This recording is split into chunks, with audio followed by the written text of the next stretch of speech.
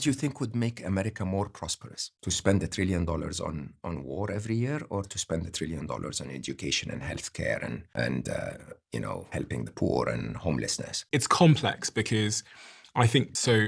I think it would make America more prosperous to take care of everybody, and they have the luxury of doing that because they are The most powerful the nation. most powerful nation in the world. No, that's not true. The reason, so you see, all war has two objectives. One is to make money for the war machine, and the other is deterrence. Okay, and 9 super nuclear powers around the world is enough deterrence. So any war between America and China will go through a long phase of destroying wealth by exploding bombs and killing humans for the first objective to happen, okay? And then eventually, if it really comes to deterrence, it's the nuclear bombs, or now in the age of AI, biological, manufactured viruses or whatever, these super weapons, this is the only thing that you need.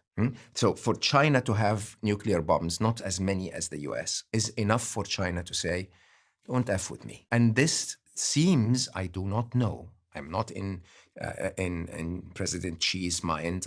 I'm not in President Trump's mind. It's very difficult to navigate what he's thinking about.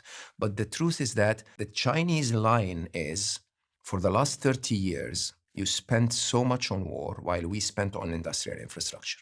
And that's the reason we are now by far the largest nation on the planet, even though the West will lie and say America's bigger. America's bigger in dollars, okay? With purchasing power parity, this is very equivalent, okay? Now, when you really understand that, you understand that prosperity is not about destruction. That's by definition the reality.